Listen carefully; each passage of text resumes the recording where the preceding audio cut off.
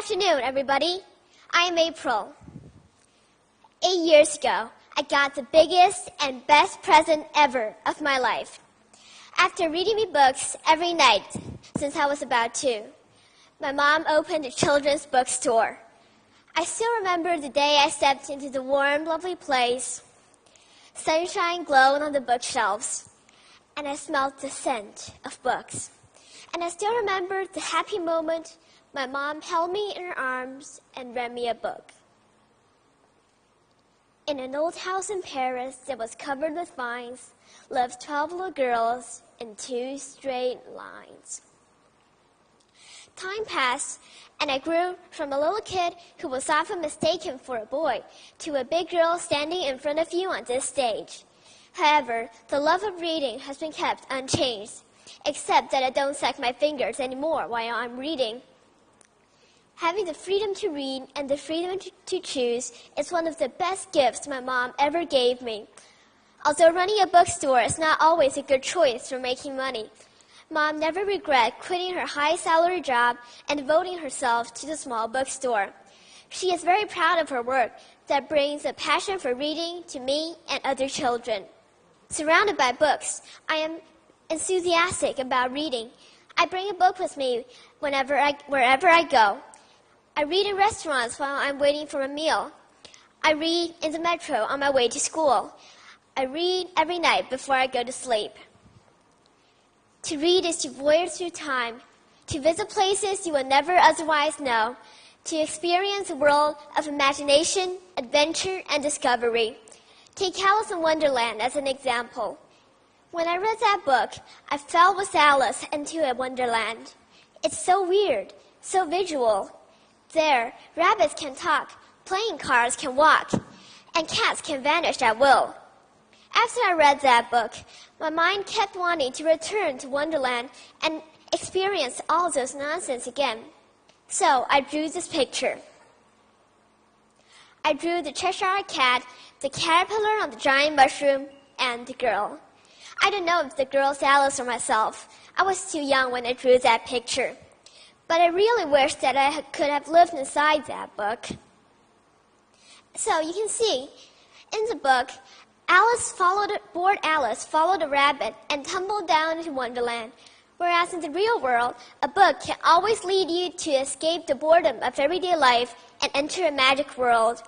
For example, we can take the magic school bus to explore the human body, or we can escape into nature by reading Faber's Book of Insects. We can even travel back to ancient Greece or Rome in the series of horrible history. With a book, we can go anywhere and be anything. Reading is also a good way for us to connect with others. It's amazing how when you're reading a book on a train, a stranger next to you says, "Hey, I love that book too." This is a true story between me and Yo-Yo. We then immediately started a discussion about characters in that book. Yo-Yo's mom and my mom also found that they had a lot in common. Last year, our families took a trip to Singapore together. This was our first day in Singapore. We went to a big bookstore and spent half a day there. This is not the only story. When I share fun Did You Know book facts with my friends, or help other readers my age find a book that's just right for them, we build up relationships and get to know each other better. Also, I believe that when parents read to their children, it brings back good memories from their own childhood. This is a strong relationship that can get rid of gaps in between generations. Another amazing thing about reading is, when you are reading, in a way, you're engaging in a conversation with the author. One of the authors I admire very much is Bill Bryson, who is humorous and witty. When reading his great book, A Short Story of Nearly Everything, I feel like I'm accompanying the author as he travels through space and time, from the Big Bang to the rise of civilization. His deep curiosity of the world we live in and encyclopedic knowledge of his topics impressed and touched me.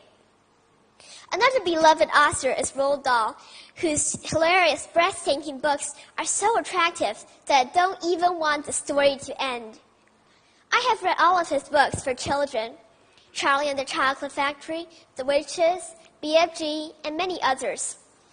When asked in an interview about how do you get your story ideas, the author answered, "It always starts with a little seed of idea, a little germ.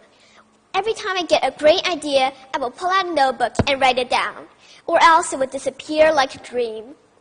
These tips helped me a lot when I first started writing. I used my idea notebook to write down my seeds of ideas. And in the story The Min Pins, Roald Dahl told us, "Watch with glittering eyes the whole world around you, because the greatest secrets are always hidden in the most unlikely places." I was inspired when I read this. I've taken as advice not only from a great author, but also from a wise man who had a keen insight into our world. Just like Roald Dahl's character, the BFG, Big Friendly Giant, whose job was to collect and blow pleasant dreams to small children, Roald Dahl, Bill Bryson, Sheldon Alan Silverstein, Dr. Seuss, and other writers did blow big dreams to me and every other reader. I dreamed that one day I can make magic of my own as an author for myself, my friends, my kids, and other children. Here, I want to share a poem I wrote on a kite I made in art class. Soaring above us like a bird is a big, amazing kite. The wind is howling, making it dance. What a beautiful sight. Yes, what a beautiful sight. But I know making this dream come true will be a very long and slow process. I will keep on reading and writing every day, and above all, keep watching with glittering eyes the whole world around me, just like Roald Dahl. And there's one thing I know for sure. Reading will be a lifelong love for me. I read because living one life is just not enough. Today I stand here to share my reading stories with you because I believe that reading can light up the whole world. So, why not surround yourself with books, sit down quietly, and enjoy the words, the pictures, and how they fit together so beautifully. At the end of my speech, I would like to recite one of my favorite poems. No one believes the whole book can ever come from something as simple as butterflies that don't even live that long. But on paper, things can live forever. On paper, a butterfly never dies. Thank you. 谢谢。好。